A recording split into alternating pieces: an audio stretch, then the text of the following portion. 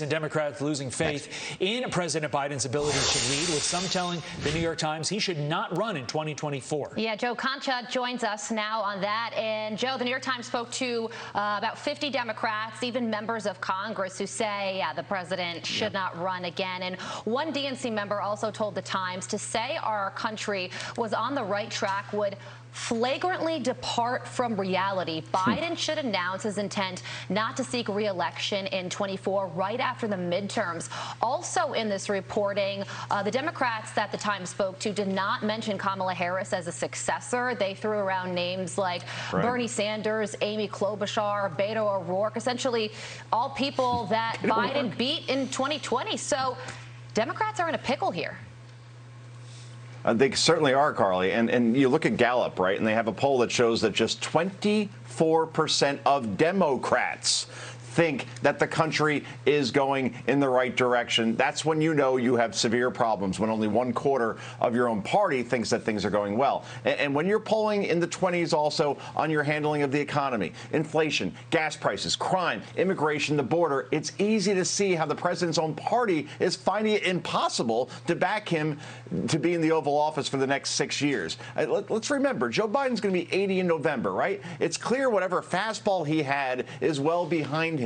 And when polls show that 2/3 of the country believes that this president and this administration, they're too slow to react to crisis after crisis, inflation being the main one, that's the very definition of leading from behind. And the problem for the Democratic Party is there isn't an obvious candidate to replace Joe Biden. The vice president is less popular than he is. Pete Buttigieg is seen as a possible replacement as well. He has failed craptastically on his handling of the supply chain crisis. Bernie Sanders is well into his 80s.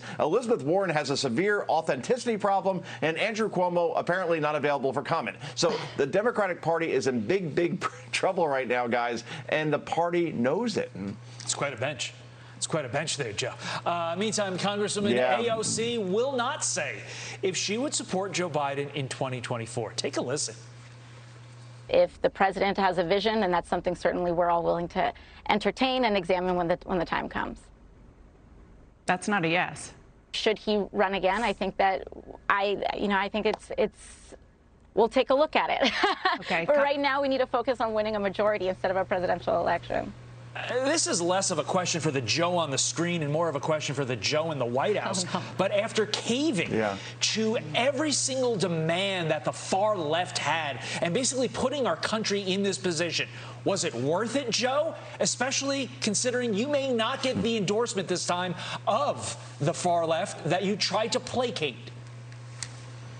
It's funny. This Joe will answer the question. AOC has not passed any legislation since she came into office. It's never even been brought to the floor. I find it hilarious that this person continues to get all this press coverage and all this attention, and she's done nothing, literally nothing, to improve the lives of her constituents or the country in general. So, but to your point, now she won't even back Joe Biden. Of course she won't, because she is on the far left. And if Joe Biden remotely goes to the center like Bill Clinton did in the mid-90s, and then he won re-election easily, she's going to leave quite fast, and she may be your Democratic nominee in 2024 as well. Let's remember that. She'll be old enough, 35 at that point, to do that. So perhaps AOC is thinking of her own prospects at this point when she says that, guys. Yeah, I think it might even be appealing for independents for AOC not to endorse Biden. So that could be even something that the Biden administration